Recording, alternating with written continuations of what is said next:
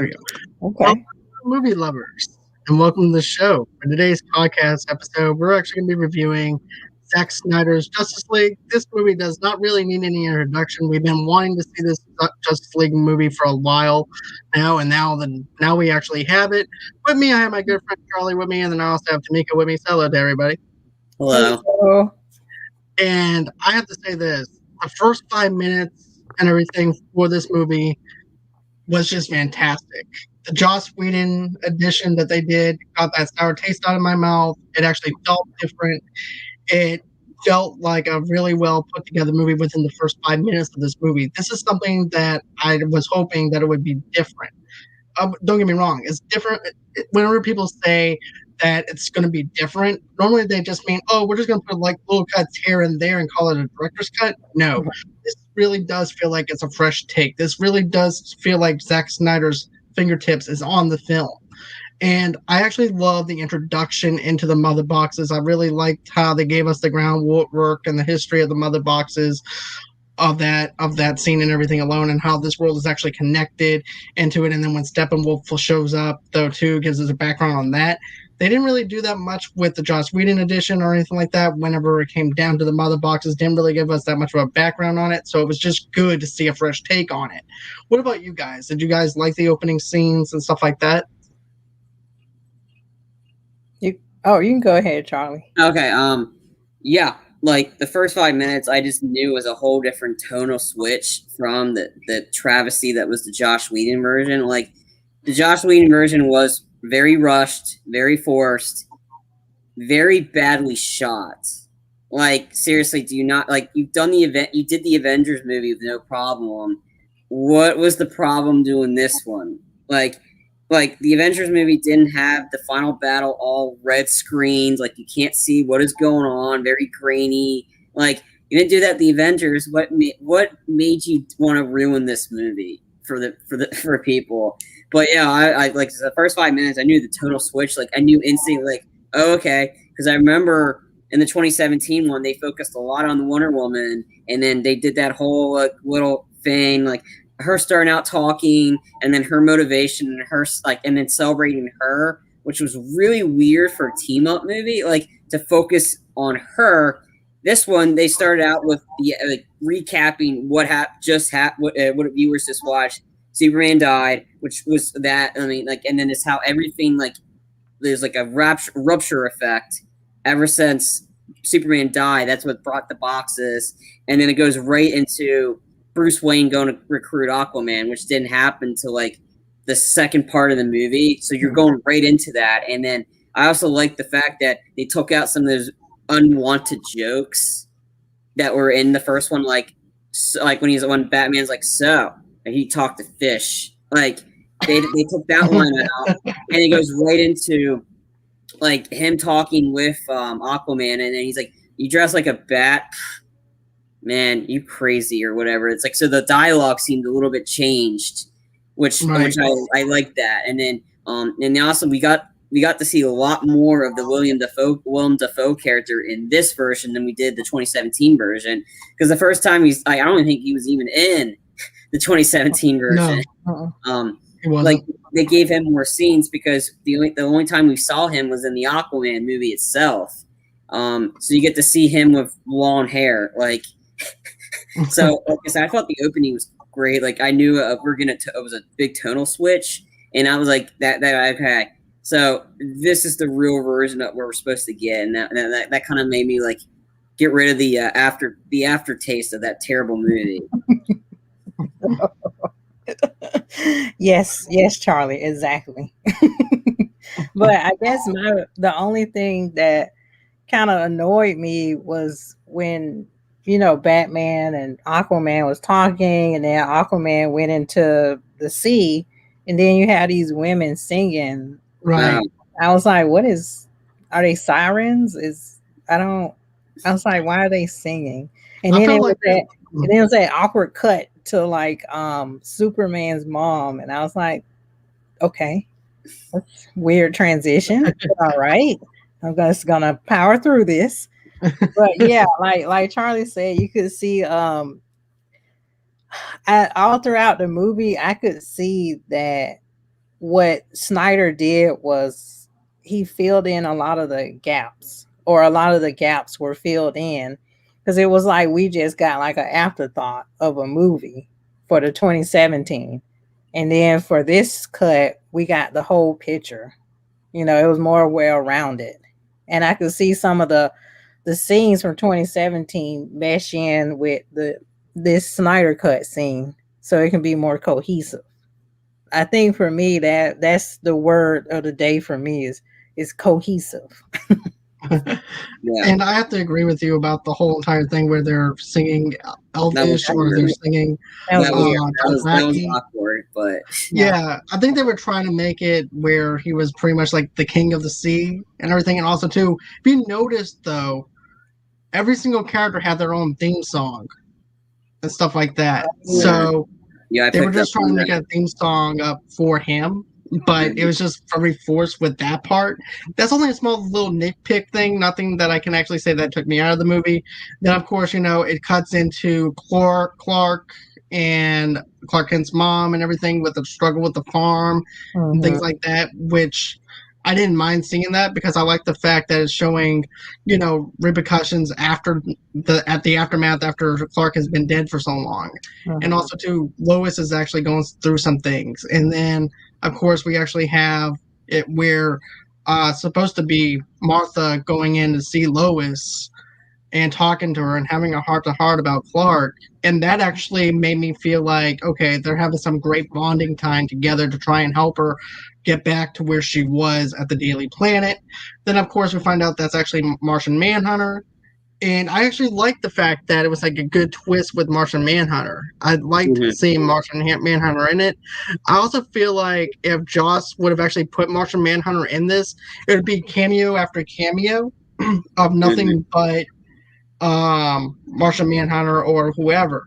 With this, he was only in it for 2 scenes, and that was it. It wasn't forced with cameos. It was like, hey, you want to know who else is in this universe? Martian Manhunter's in this universe. We have Martian Manhunter in this universe, and that was it.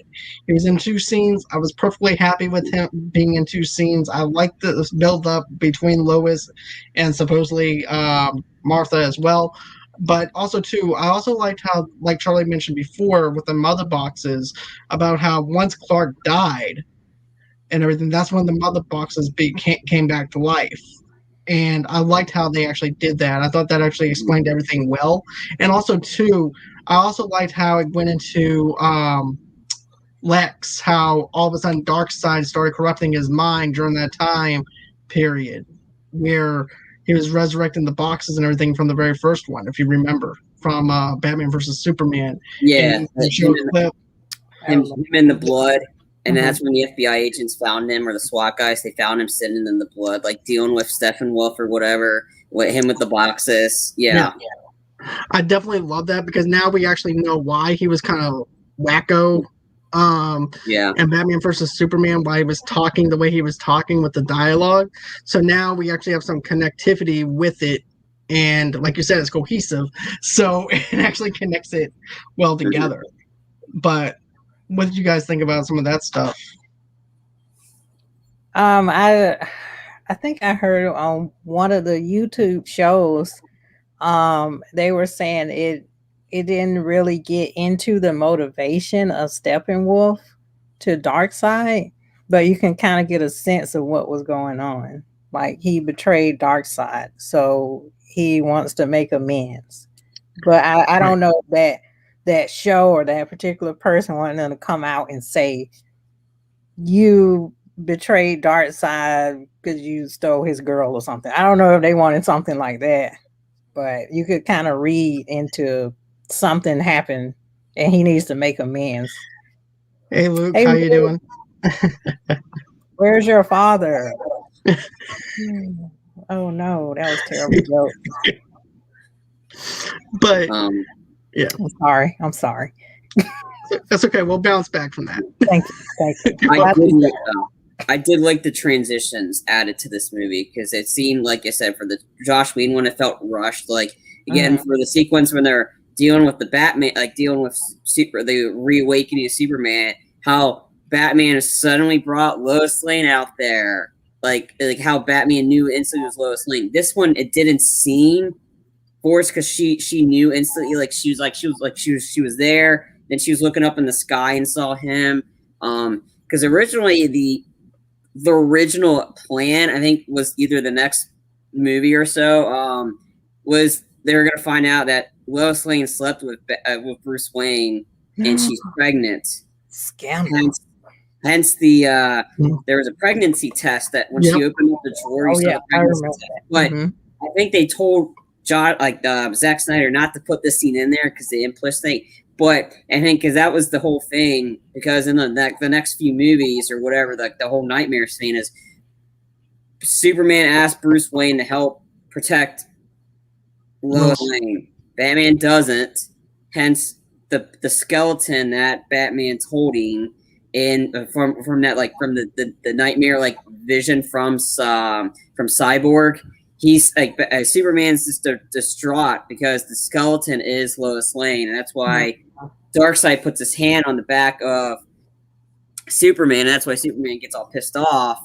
So I think, like I said, they were trying to tie it back to the sequence where Barry's like when he runs in from Batman and Superman and tell Bruce Wayne, Bruce, Lois is the key, all that kinds of stuff. So then that's when Batman, like again, this is what his plan for the next 2 Justice League movies, but I don't think that story is going to happen in a sense because I think there's stuff in there that he wanted to do, but the studio told him don't add any more things for the new movie. Like, he did there's the Nightmare one at the end, and then he did the Martian Manhunter showing up at the end.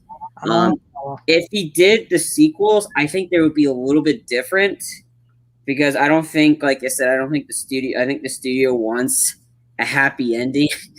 In a sense, but the whole like this thing, because I think just from what we just saw there, I think it was hard to tell if Bruce Wayne actually slept with Lois Lane, because I don't think that happened in this version we got. Because it didn't. Because that's why I don't think they incorporate. I think the pregnancy test was really. I think she could be pregnant, but I think it's Superman's kid. Yeah, right. That's what I'm thinking, though. To be honest with you. This is what Luke said too, real quick. It would have been an interesting story. It's tough to look away from the comparison to Endgame with Justice League doing time travel as well, but I don't know. Could have been cool. And this is what he said. No, it's Clark's child. I figured that. Because I'm thinking that he was trying to incorporate Superboy at some time, probably. Yeah. But I'm also thinking too, he's thinking of Injustice with this plot.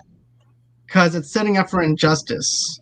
Because we actually have the Regime. Then we not only that, I forgot what the other one that they actually call it, but there's the Regime, and then there's the other side though too, which is also why we're probably going to get a Deathstroke versus Batman movie, which never happened because the studios, after the flops and everything, they decided not to do it. Yeah. But I wanted to see Batman and also to Deathstroke go head to head, especially if you look at Joe Manganiello on how tall he is and the reach he has and how tall Ben Affleck is.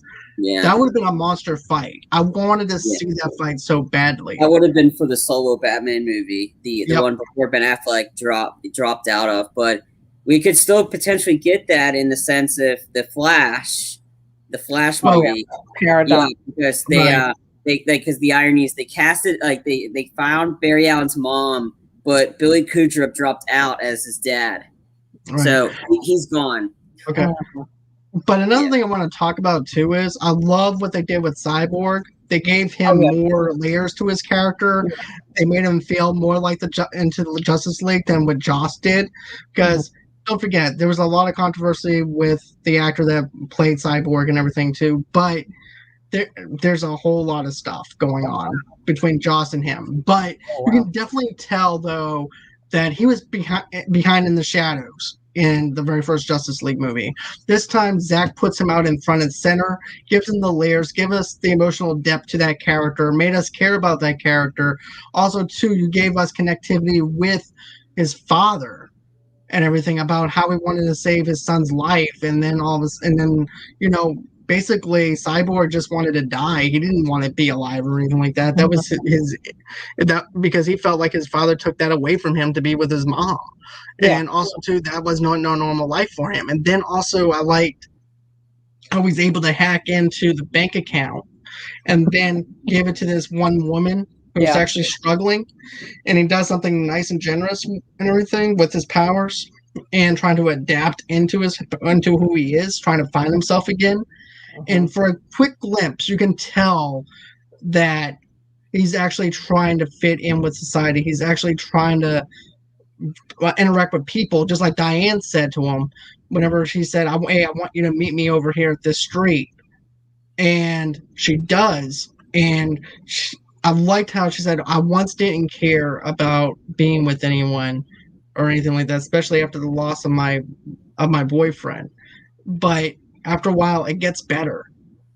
And she said, "If you didn't want to be around people, you wouldn't have asked me to come here." So I think that was in the original one, though. I think that whole line was in the original Josh Whedon one. It was, but it didn't have much meaning to it because they didn't give us enough to actually care about. So it felt to me was meaningless in the first one. This actually had growth to it, to where I can actually understand where he's coming from. And that's why it made me care about Cyborg even more. And also, too, like I mentioned, with each character had its own theme song. I thought the theme song for his character was really good out on the football field and everything, too. Yeah, it's like you said. I do like that they gave more depth to Cyborg, because if you think about it, he too is a key to the mother boxes because he was formed out of it.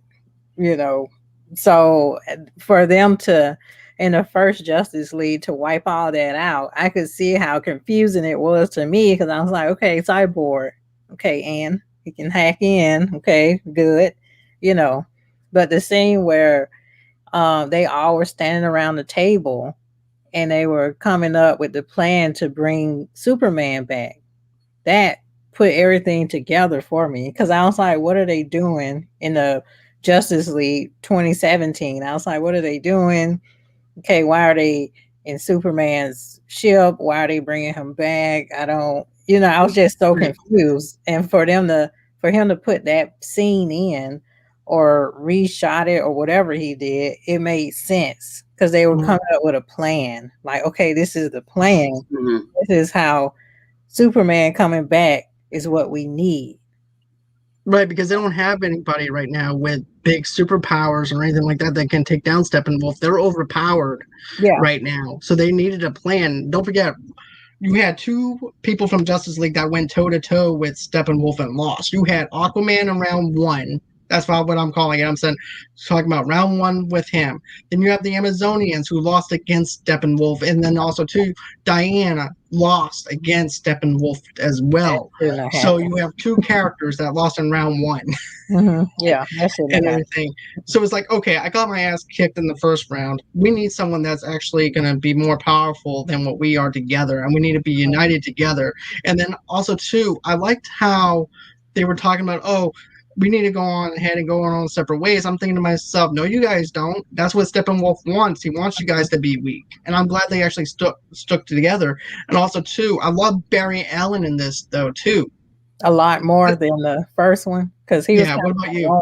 In the first one to me. What about you guys, though? I mean, what do you guys think about the fight sequences, Charlie, and everything, too, and also Tomeka? What do you guys think about the fight sequences between Steppenwolf and round one, them losing, key things that I actually mentioned and everything? What did you guys think about that? Seemed like the battle is still the same from 2017. That one didn't. That whole act didn't change for me. Like, I knew that scene was going to happen anyway. So it's like, I mean, it was just essentially it's just the first one they lost. It's just the movie plot. But I mean, it was the same either way. So I didn't really feel any different about that. I like the added Barry Allen scene of him trying to get the job at the pet thing, and he's like trying to pull out his pocket, and then he sees Iris West getting in that car accident and him saving her. But before he does, he has to grab the hot dog wiener, which I thought that was kind of funny. It didn't seem that whole sequence didn't seem forced. It had more to who Barry Allen is. He's just kind of this quirky teen or whatever that's got superpowers. But and then all of a sudden after he sees Iris, he's back in the dog pen. He's like, "Hey man, hey, what's up, guys?" It's like, and then he pulls out the hot dog wiener for the dogs. Like, "Hey," and he's like, "Hey, do I start Monday?" Like I said, I mean, and then they didn't like. For me, it felt that the humor was forced with Barry Allen in the 2017 version because it did like you just go right to him with Batman. But they kept that same sequence in there of like you're sitting in my second favorite chair. So they kept that sequence in there because we've had a lot of dark moments prior to that. So the other moment that what Zack Snyder did made it like the humor didn't seem forced, which I liked. They kept that some of the humor in it because that's who Barry Allen is. But that yeah, like other than that, like the fight scene with Steppenwolf first time didn't really change it for me because they're still the same. I just felt like the scenes were a little extended out a little bit for me. That's why I might have enjoyed it a little bit more. I liked his armor better. Stephen's armor better in this one. Yeah. I don't know. It's just his face seemed more realistic. Yeah. So I like that one. Visually, it looked a lot better. Yes. But the fight sequence didn't seem extended because it was around the same length from the 2017 version. Like I didn't pick up any differences in that, to be honest. Yeah, the Steppenwolf armor in the 2017 looks like a cosplay that you would actually go out and say, "I'm Steppenwolf." Like cauliflower on top of his head. Right. Exactly. If only if he had a couple of Avengers in there, then he probably would have fixed the visuals. Yeah. Well, Charlie, you brought up a good point. I don't know why Josh Whedon couldn't. Like he could write and balance out characters for the Avengers, but why couldn't he bring that same mindset to Justice League? Well, he kind of went off the wagon a little bit in Age of Ultron because it seemed like he was telling us he couldn't come up with any ideas. So I'm going to tell the same story, but was this different villain? I mean, I'm not saying Age of Ultron was a bad movie because it gave us some pretty cool moments and it added more stuff to it, but. Like you're saying, the Avengers got to team up to take on this guy Ultron, and that's why. And this needed a new spark, and that's when the Russos got in there and they added that spark.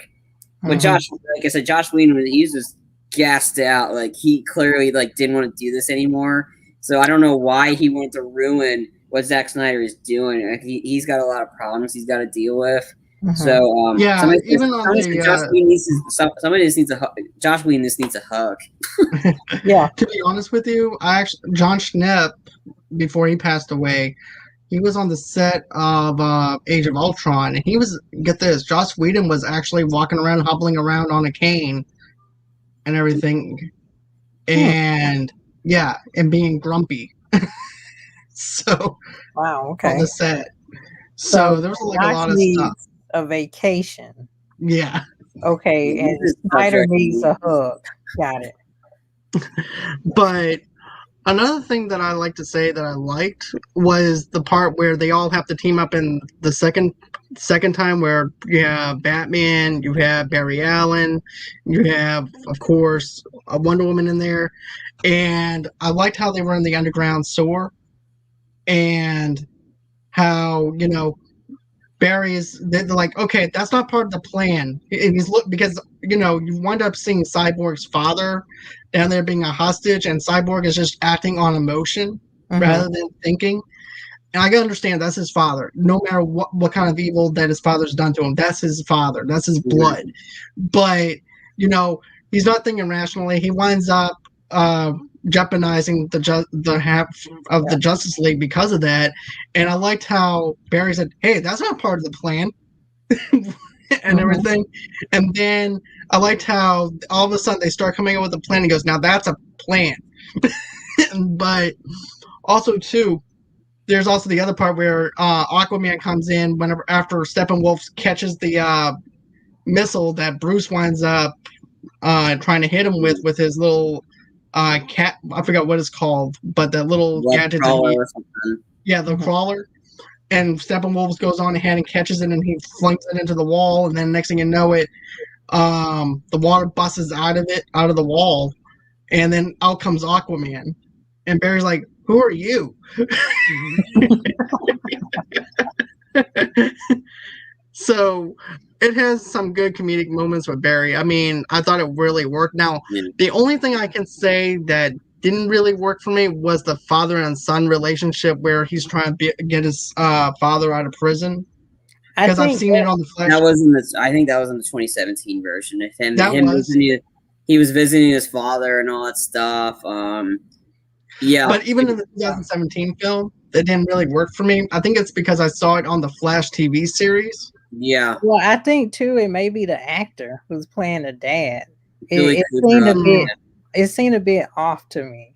No, he's under Dr. Manhattan. Oh. So he's like, so I don't know, and well, okay, he's gone. Billy Crudup's gone. So whenever they do the Flash movie, I stopped watching the Flash TV series because I used to be a fan of it.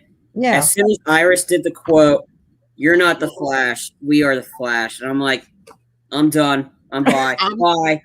That was so bad. I was like, done. The show sucks. That's when I stopped watching too. I stopped watching right after that.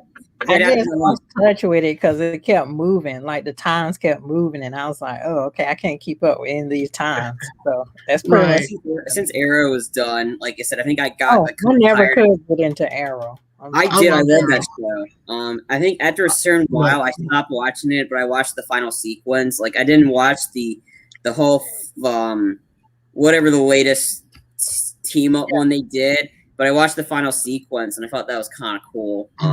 Like how they ended it, but it's like other than that, I stopped watching that show a while. But the Flash, when Iris said, "We're not the Flash, we are the Flash," I'm like, "No, I'm done." Right. That was my I'm done moment. And that's not in the comic, right? Like I don't even know. I never read the comics. I was just the show was entertaining because they set him up in Arrow, and that's why I was like intrigued on the show. But and then I haven't watched one of the CW super like that. I heard the new Superman series is supposed to be pretty good. Superman and Lois, right? But I haven't seen it. But that was my I'm done with the Flash moment. We are the Flash. Okay, lots of Avenger type things going on. I don't know what the heck was going on with that. Anyways, let's see here. We also have a couple of other things that winds up happening. You actually have I liked also too with Bruce and also Diane whenever he's trying to tell her what happened between him and Aquaman. He goes, "So, did you run into Aquaman?" And he goes, "Yeah." He said he wasn't interested. But more or less because he got slammed into the wall. Yeah. And so I definitely loved that chemistry between him and Wonder Woman. I thought that was really good. Then of course, I think for me, that was the one highlight of the 2017 version because I felt that the chemistry was there in that version too, a little bit because there were more of that. I think there was just more like that. I think I remember that scene about the Aquaman stuff but I think that whole scene with them at the computer looking up everybody, I think that was extended more. It's been a long time since I think maybe like at least 4+ years, like 3 close to 4 years since I've seen Justice League in theaters anyway, and that was the only time I've ever seen it. So I'm just going based off of that. But I thought that Bruce and maybe in the first movie too, but Bruce and Alfred, like Alfred seems more sassy in this movie because when he came back from the failure of Aquaman, he's like, maybe somebody that lives in a cave his whole life isn't fit to recruit people. And I was like, wow, you're gonna let him talk to you like that? And I'm like, I guess he is. I guess he's like, he's right. I'm not fit. And I'm like, okay. I love that though. I love the sass of Alfred. He's a little bit more sharp in this movie. Right. But Alfred's like, I'm just tired of these people coming into my place. Yeah. When he wouldn't let Diane make tea, he's like, no, doing it wrong.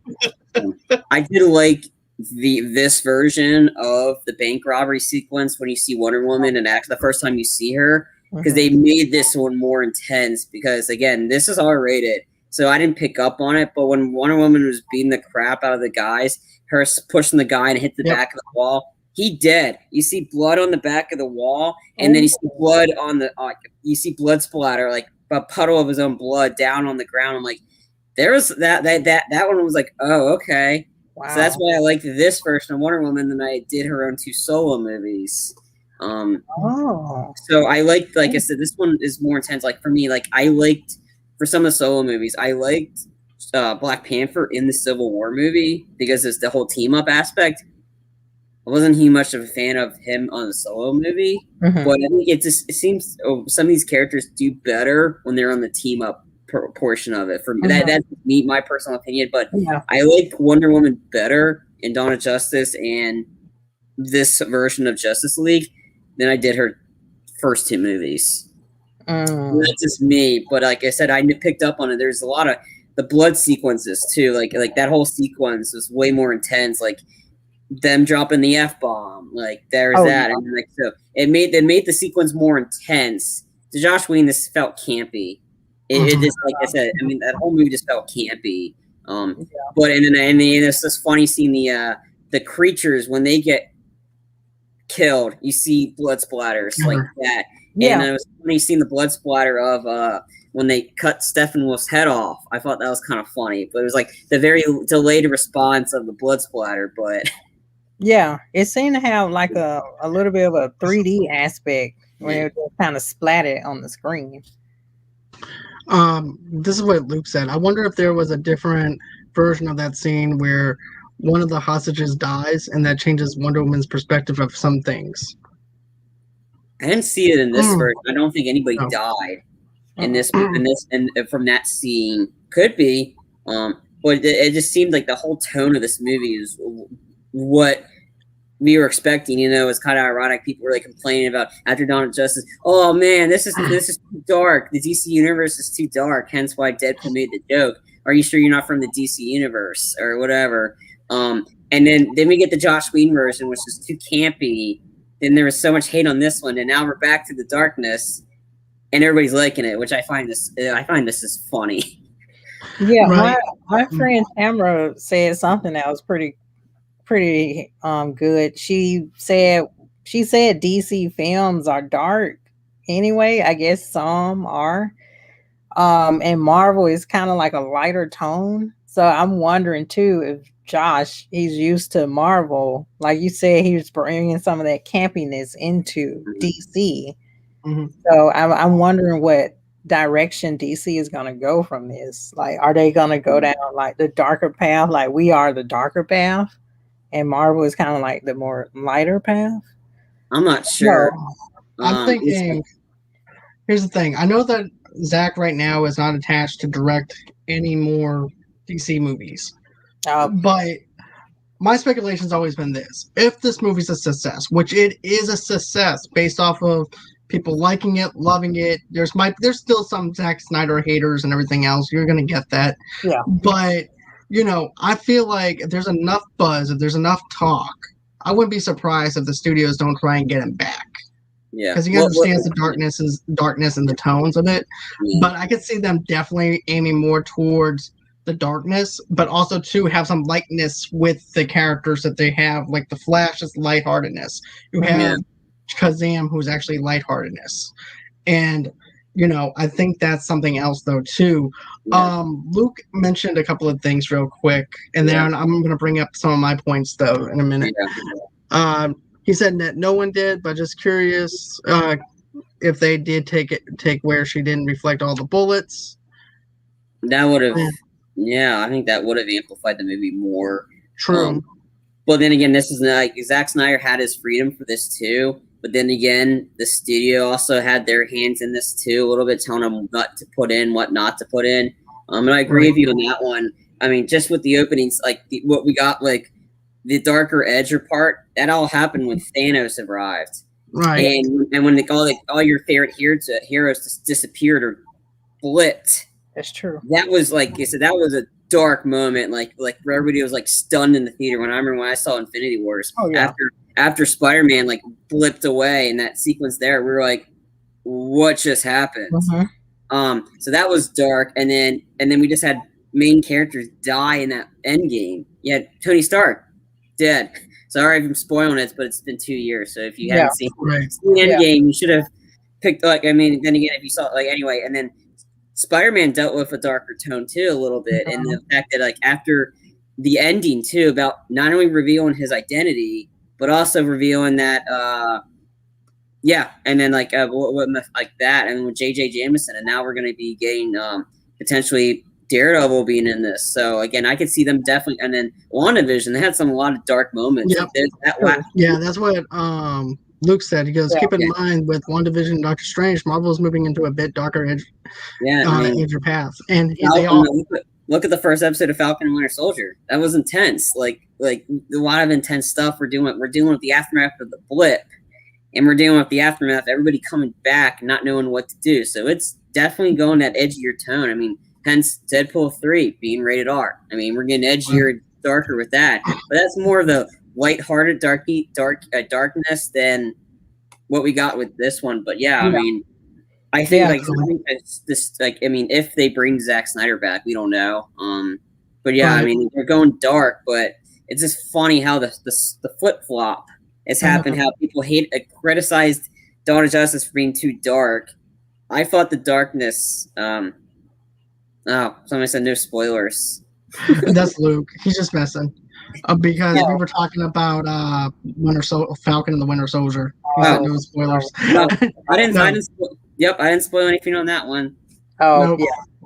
Yeah. But we do have a spoiler review for those of you who are wondering about that. We do have a spoiler review for those who are wondering. Interested. Right. But another thing I wanted to bring up was I feel like the action sequence for Wonder Woman inside the bank was a lot better than the hostage situation that we had in Wonder Woman 1984. I felt like I was watching Wonder Woman on ice and everything, where she just flied. It was 1984 though, so the way they brought it out made it more campy. Anyway. Yeah, and again, this is the time period where the first two Wonder Womans are way before Dawn of Justice, way before. So I don't know. Then again, I don't, like I said, the action sequences just didn't do it for me. Like in the first Wonder Woman, personally, like I think, and then they're rushing right away to do Wonder Woman 3, what I think they need to hold off. Yep. Maybe make it R-rated if they really want to go the edgier tone and have it maybe continue off of what just happened here. Because Wonder Woman in an R-rated movie is a little bit more intense and a little bit more enjoyable than her first two movies. I just, like I said, the second one I liked it a little bit better, but there was some serious flaws. Length, again, was way too long, but still, like, I think Patty Jenkins needs to meet up with how to do action in a superhero movie. Meet with Zack Snyder. He knows how to do some action sequences in a DC movie. I mean, that's how if you want to fix the movie, get more action sequences, not have 2.5 hours of that. It felt like it's just like watching a Godzilla versus King of Monsters. 30 minutes of action, the rest are just talking. But like I said, it's that commercialization too. Right. Like there's a balance with like doing a blockbuster film and then commercialization, and they want to sell toys versus making it rated R. I like the tone of DC in this movie. I thought it always was dark, to be honest. I mean, from Michael Keaton's Batman, I'm like, okay, that's a bit dark, but I just thought that this is DC. This is DC's path. I don't know. Like, Christopher Nolan changed the game for these movies.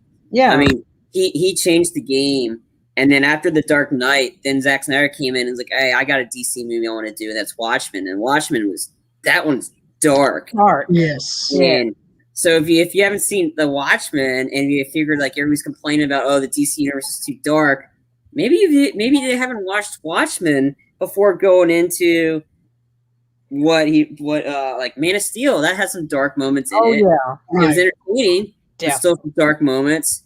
And then and you expected to be a little bit more hard Batman or Superman. No, it was Lex Luthor killed more people than Batman and Superman combined in that movie.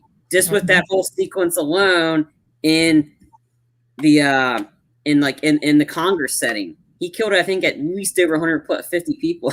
Oh yeah, he did. Yeah. I think it's getting off that tone of like Avengers and how we're all used to those type of movies. And then it's like a shock to the system when you get into Snyder Cut. You're like, whoa, what is this? This is dark. I mean, if you want a lighthearted MCU movie, Thor Ragnarok is where you want to go. You gotta have the guy that's got a really weird, quirky sense of humor, and that's Taiki Waititi. Like, I mean, he like I said, he made Ragnarok all about death and destruction. He made that in funny, and he made Chris Hemsworth enjoy being Thor. He practically saved the Thor franchise. So if you want to be lighthearted, you can do them. But if you want to be more serious, get the Russo brothers. So like that's what Marvel has going for them. They got those interchangeable directors. They can do one of the and James Gunn. You guys still got James Gunn doing these movies too. So it's just. Is that all DC's got so far was Christopher Nolan, Zack Snyder, and James Wan for the Aquaman movie. Right. I mean, Patty Jenkins is in there, so there's not really much like interchangeable things, but like the Marvel does. But like I said, I mean, if Zack Snyder keeps doing these, then we know where we're gonna get. Right. This is what Luke said too. He said, think of what really started Marvel films and set the path was Blade.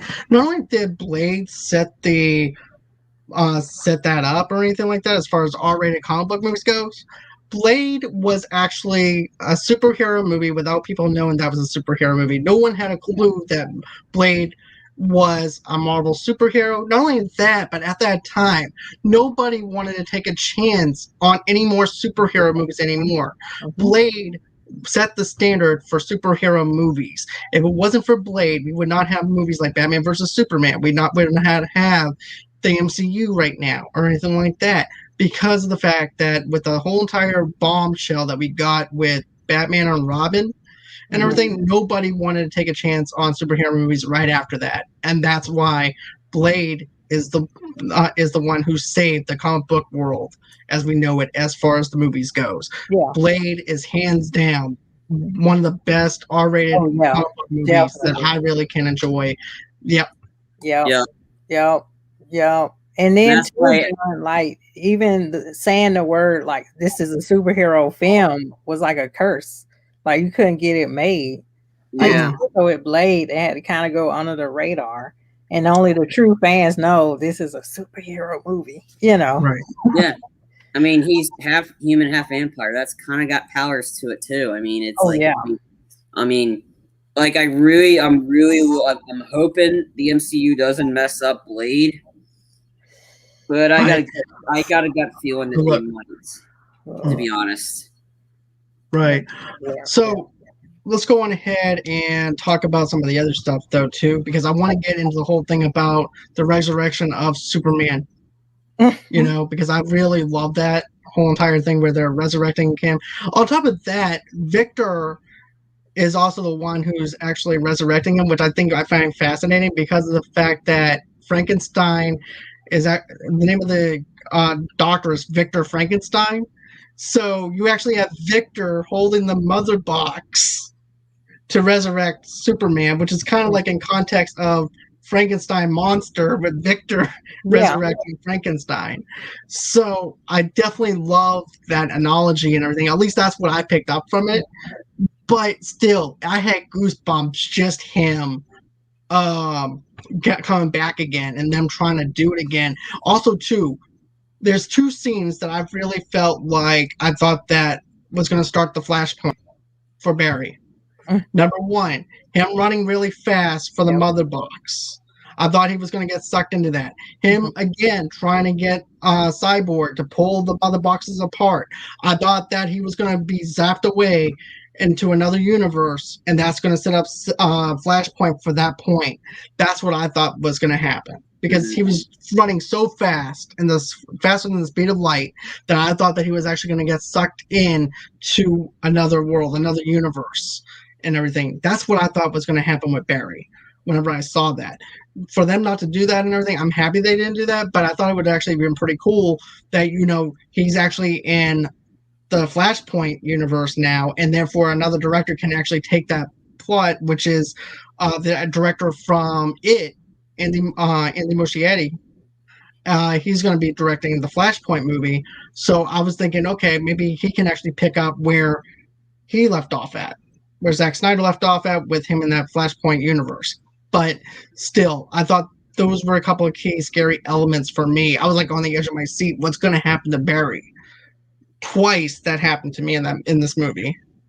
Yeah, and also Barry, they added the part in where Barry explained, like, if I go really fast, I don't normally do this, but it's against the rule of mines I have. Like, they put that little part in too to explain, like, if he goes so fast, he could, I don't know, break the time continuum, something like that. I'm paraphrasing a bunch of stuff, but I like that they put in that part too to explain what's gonna happen. And also, when they came into Superman's ship, Barry said it senses he's here because they were like had the coffin come in, and then everything just start kind of opening up and coming to life. And like I said, it senses he's here. So I thought that was pretty cool. And then Victor's premonition too, because every time the mother box would count down, it said, "You don't want to do this," and it just give it warnings. And Victor saw what could happen ahead. And I thought that Victor said no, but he did. He said no. Yeah. And then Flash said go. Okay. Yeah. Okay. I thought that's what I heard. But I like the consequences behind that, though, showing the consequences on what could happen. Mm-hmm. Yeah. And everything, because that's something that I always loved was cause and effect. Which is what was left out of the first Justice League, which is good that they showed that. So yeah, I liked how they expanded, like how they got to the ship. Because like in the 27 Josh Whedon's crap, they just went right into the ship. Yeah, you didn't see how they got into the ship, and then there was a little bit more expansion on that, and then they expanded the whole a little bit that whole the fight sequence too with the Superman. I liked how they still kept in the part where Barry's running fast and you see Superman look at him. I like that part in the Josh Whedon one. I thought that was funny of Batman and Superman turn around oh crap, Barry's in trouble. And apparently on that tombstone, it's really brief. I read this as an Easter egg. On one of the names on the on that grave of in memoriam of whoever, I think one of the names was Ben Parker. Wow. I didn't pick. I was it happened too quick, but somebody picked up on it, and I believe that whole sequence of Barry. Like I said, I think they kind of changed the ending battle sequence up a little bit, in the fact that they lost. Because Barry got shot. I don't think Barry got shot in Josh Whedon's one. This was all new stuff, which I thought was cool. And Barry doing the running portion of it to save them, I thought that was pretty cool too. Right. I didn't think Flashpoint was going to happen there, mainly because I don't think the studio wanted them to focus on that to get people excited for another one, because they hadn't even start filming yet. I don't think they were talking about it, but there was no movement going on at that time. No. So and then because so I think they don't want to jump the gun a little bit on that, because that's where Ben Affleck's supposed to hopefully return as Batman, I think, in the Flash movie. And I think there's talk that Ben Affleck's going to be like the Tony Stark to Barry Allen in a sense. I don't know. I can see that. I liked how they extended the battle sequence a little bit. Oh no, we lost. Hence, Barry had to run fast to save him, which I thought was pretty cool. Going back to what you were talking about with Barry trying to run past Superman, when he resurrected and they're all trying to fight him. I was thinking to myself, but isn't Superman faster than Barry? It was like that old, who is faster? Barry was running. Usually Barry can run past people.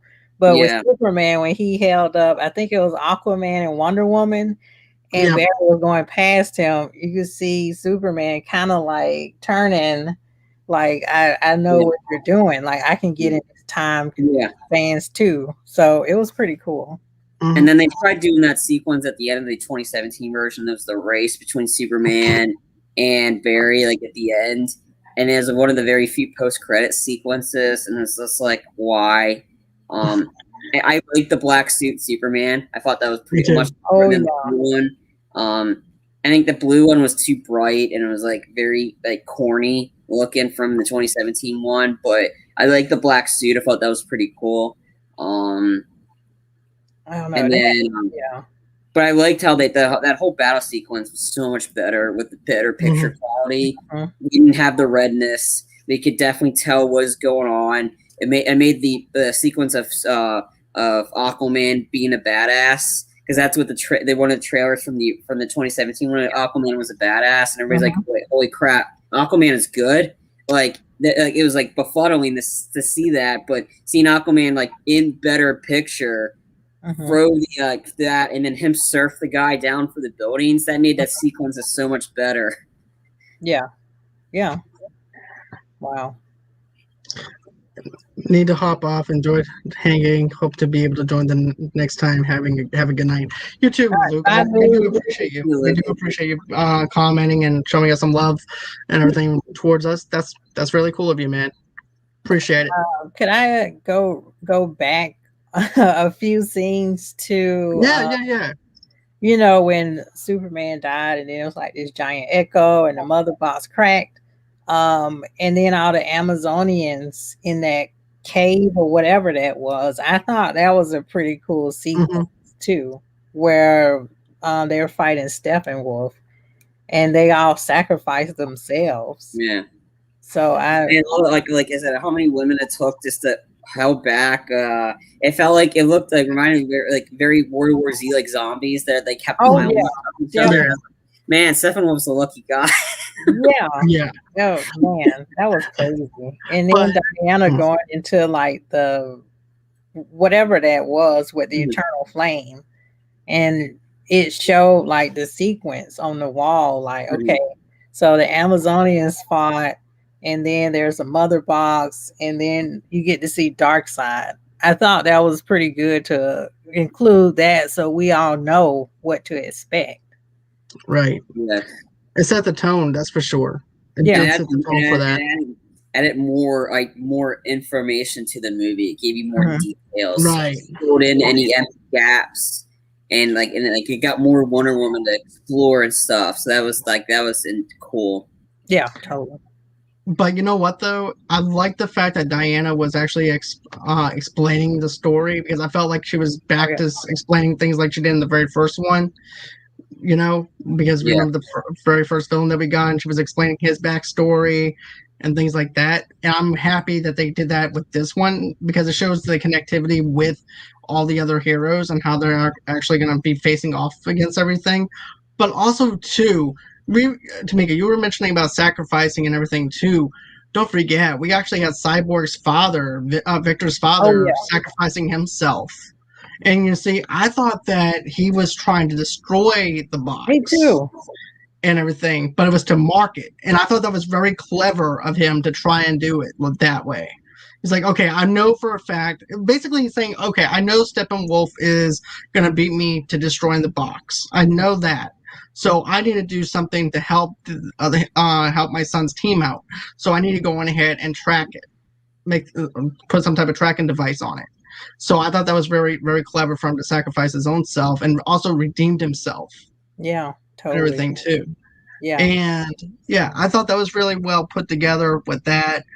Also, too, it did hit me in the feels that Victor's dad died, because he actually did redeem himself. Yeah, I thought he was a douchebag and stuff like that. But once they redeemed him and everything, I thought that was actually pretty cool how they redeemed him. And then also, too, like Charlie mentioned, I also liked how they were bringing the casket into the ship, into Star Labs. And all of a sudden, the ship is actually recognizing the fact that Clark was around them. And because they were pulling up the suits and everything, I definitely loved that. I mentioned that part. I just mentioned the transition to go into Star Labs. Yeah. into instead of going right from where they're at to the ship. Because I don't even think that them digging up his body. I don't even remember if that was in the 2017 version or not. I don't. Yeah, it could have been. I don't think. Yeah, it showed them digging the body. Yeah, but they didn't go into the far details of actually putting him inside the hearse and them riding out. I think the only thing they showed was Aquaman carrying his body, and then you think, okay, how did that happen? And or when Barry's trying on the hats. What about this one? Oh yeah. What about this one? All right, put the other one back on. I like that they got rid of the forced comedy, like with Aquaman sitting on the lasso. I thought that was pretty forced in the 2017 version. I thought that was pretty. Aquaman sitting on the lasso and he's revealing he's revealing stuff, and then Aquaman got up and bro. Like I said, I like Aquaman better in his own movie than the 2017 version. But I liked him a lot in this one, and it really sets up the Aquaman movie better with this version. Yeah.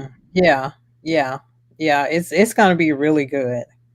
Yeah, and I hope Snyder comes back too, because I'm eager to see like a part 2 or whatever of the Justice League. Yeah. So I really hope he comes back. But I said, since I remember I guess after hating Justice League and then Aquaman came out with James Wan, and visually that was cool looking, and that was not many people liked that movie. I enjoyed Aquaman for what it was entertaining, and I'm excited because they're going to be doing a sequel to that because that one was a huge hit. So I'm excited to see where that continues, because essentially Justice League is the stepping off point for the Aquaman movie, because after Justice League, that's when because Mira shows back up, and then Aquaman's back. I need to go visit my pop. Hence, and then it shows you him going back to the town where the movie took place, which I thought it was pretty cool, clever leeway into the Aquaman movie, which we already just got. Yeah, I just didn't like singing in Aquaman. Yeah, that was a bit strange. Now let's go on ahead and get into the ending part though too, where we actually have the scene where they're actually trying to pull the mother boxes apart and everything and things like that. And I thought that whole entire action sequences was really good to the point where I felt like I was on the edge of my seat. I felt like I was going to be losing my shit because of the fact that I didn't know how this was going to end well for the Justice League and everything. I thought they were all going to die. Like Charlie said, that was that whole entire emotional attachment to the Flash getting shot and things like that. I thought that was really good as far as that went. I like the tension it built, like you said, with the audience, and then it goes in another direction. Like I expected, and I guess this is how movies have prepped us. I expected Barry to come through and boom, we saved the day, yay, all right, go up. But that didn't happen when you said, Charlie, when he got shot. I was like, whoa, I didn't see that coming. Because it happened. I was like, what is this? The ending happened too fast, and the Joss Whedon one where Superman just beat the crap out of Steppenwolf, and that was it. And they didn't they stopped the boxes, and it was like, yay. I just had I think at the end I knew that they were gonna win the fight anyway, because them posing together was the poster. So I knew they were gonna.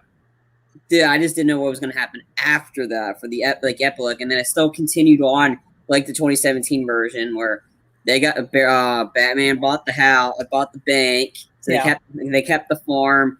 The Flash was running. Him telling him his dad he got the job, that was the same.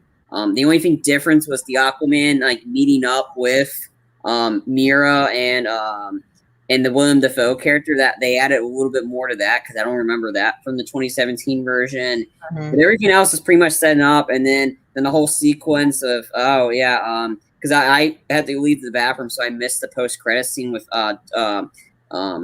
Slade Wilson showing up to Deathstroke, and I missed that portion on the yacht, but I knew that scene happened, so they kept that in, but it wasn't a post-credit scene. That is rolled off, and then it goes into the new footage, and that's the Nightmare Batman Bruce's dream. Yeah. Yeah. And I love that. I love that scene, to be honest with you, with the Joker and everything. He goes, "I'm going to show you a truce," giving him the Joker card. But I know that you want to add something to that, though, Tomeka. Oh, I just wanted to go back to where, Barry changed the time continuum and reverse time, and then you see all the parts of Superman and everyone else kind of coming back together. And so I like he said, he did it twice. So I already know in my mind that there's going to be consequences to this, that he keeps changing time. But yeah, when they all defeated Steppenwolf together, and then Diana did the final blow where she chopped his head off and then sent it right back to Darkseid. I like that part where you get to see Darkseid's perspective, like staring them down, they staring him down, So yeah, and then Darkseid said, "Well, we're just gonna have to go back to the ancient ways now." So yeah, I love that though. I love because it sends a message to Darkseid saying, "If you do mess with us, this is what's going to happen to you." We're forced to be reckoned with. Curious too, since they're setting everything up for another sequel. I'm curious to see what method of the old ways is he going to use and how they're going to defeat him. I mean, the original setup, the original Zack Snyder plan was 5 movies. Okay. But he dropped out, and then because he had I think the apparent death in the family he had to deal with, and then the studio didn't really seem keen. But then again, the studio doesn't even know what they want right now. They're so far behind what the MCU is. It's like they're just. I think it was this. I think what Zack Snyder was able to do with this movie is essentially how Deadpool got made. The fan going door-to-door knocking on WB execs. You need to make this movie. That's essentially how this one got thing. And again, we're only 2 days in, and I think the amount of the review, positive feedback it's getting, the people talking about it. So let's give it a couple more weeks to see if it's still being talked about, because that might be the big decision if the studio decides to continue on with this or not. I don't know. There's a lot of stuff that they planted in this one, but I don't think there's going to be a lot. They plant the seeds, but they don't think they're going to execute on them. Like the whole Batman being Lois Lane's father, being the baby daddy or whatever to Lois Lane's baby. I don't think that's going to happen. Because they would have had that element in this movie in some capacity. You just saw the pregnancy test in Lois Lane's drawer. I think that was just intentionally for Clark, though. I think that was just. Yeah, I think it definitely is Clark's. Because there's no sequences in it where you could have picked up where Batman was. Yeah, there because the fact that so I don't think and it was 3 months. Character. Yeah, right. Wasn't it 3 months after Superman died? Is that I don't think that. I don't think. Yeah, that wouldn't. I don't think that was going to happen. But and then this dialogue between Joker and Batman was funny. Like him referencing that he killed Robin. And then Batman's like, yeah, well, I had a Harley Quinn I had her watching her right before she died, and pretty much she told me she wanted me to kill you slowly, and you guys and I will effing kill you. Yeah. Yeah. For some reason, I must be getting old because I had to put that on closed caption. That was the only time I had to put that. I watch captions for that. I don't know what he's telling Joker. I was like, this is important. I gotta put this on closed. That's okay. I watch the movie. Yeah. Hey, I have captions on when I watch the stuff too because I want to pick up on everything. So, because it's so important and they're so close, and then they whisper like this, and I'm like, they're saying something. Yeah, like Tenet, you need captions to understand. Oh man, Tenet and Inception. You really need captions when it's Speaking of Tenet, for any HBO Max fans, May 1st, Tenet's going to be on HBO Max. Oh, okay. I found that out today. I was on Twitter. I was like, oh, cool. I own it. But, for anybody that hasn't seen it, it's May 1st. It's a great movie. John, I'm gonna be watching it. We can do a review. I promise. Hey, I'll But join you for that. anyways, I can pick up on the stuff. I've seen the Oh, movie thank before, you. so Thank you, Charlie. You can fill in stuff because I'm Okay. still confused. it's a great movie.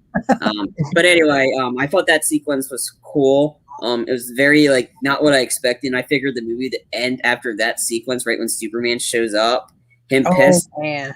I figured it was going to end there because he sends cliffhanger, and everybody's like, okay. So I had an inclination what was going to happen, and then it didn't end there. It ended up, Batman, Bruce wakes up and he's talking to Martian Manhunter, and that's how it ends. I'm like, okay, I wouldn't call that necessarily a cliffhanger, but I thought it was a nice, pleasant surprise because I figured it was going to end on a way more like darker note. Mm-hmm.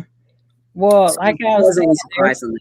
there's more cohesion in this one because you see Barry in that armored suit, and then you go, "Oh, that's where that came from." You know, where he went to Superman. It's like, is it now? You know, the flashback sequence or whatever he did, so you can understand. Okay, that's what's going on, and then the nightmare scene. You're like, okay, that's what's going on, because it was just kind of planted. And it came out of nowhere, and I was like, "Why is he fighting all these like these things in the air? I don't know what's going on. I'm so confused."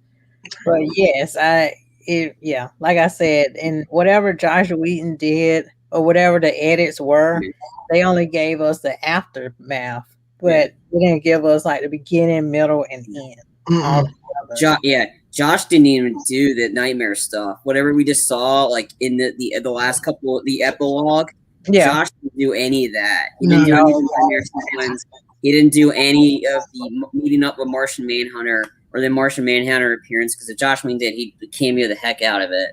Because that's but nothing we saw from the Martian Manhunter sequence showing up at Bruce's house or the nightmare sequence. None of that was in the 2017 version. Okay, yeah. Well, this is all new stuff. Well, all of that just made me want to rewatch the Justice League animated series because I need all the Justice League stories that I can get now because I'm very hungry for it. So that's why I'm hoping that the studios say, okay, let's do this again because now I want more. I want Green Lantern. Okay. Hey, Larry. Again, I didn't. There was elements I liked of the Ryan Reynolds Green Lantern version. There was elements I liked. I liked Reynolds. That's why I saw it because I'm a huge Reynolds fan. I like Taiki, like Waititi, as his best friend because I didn't pick up on it at first. There's elements of it I enjoyed. Maybe, like I said, I own it. And then again, like I said, there's parts I liked about it. Okay. But then again, the movie could have been way better. But again, I'm a huge Ryan Reynolds fan, so I was gonna watch that movie regardless. And it looked cool. I had a Green Lantern shirt, so I was hyped for the movie. When I came out of it, I was like, okay. I mean, he met his wife from that movie, but that's what a lot of people do. But I mean, his wife is the only one that could put up with his BS. She can give it right back at him. So I mean, it's just. Because I mean, she's still shocked about how she never got to meet Brad Pitt and Ryan Reynolds did.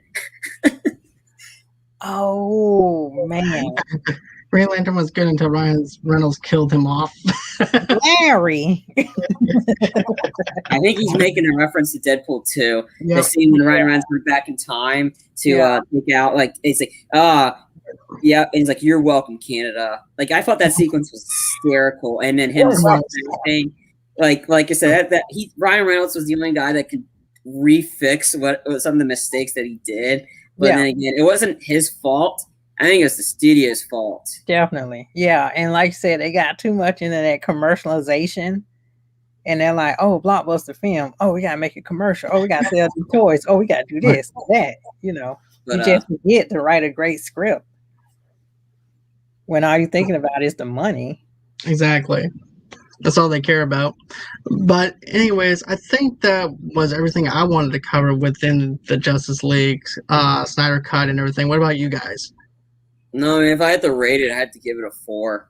If I was out of 5, like a 4 out of 5. Either an 8, like whatever translates to an 8 out of 10. I mean, it was a solid like a very solid improvement over what we got in 2017, like double what 2017 did. But this one was like it's a solid 8.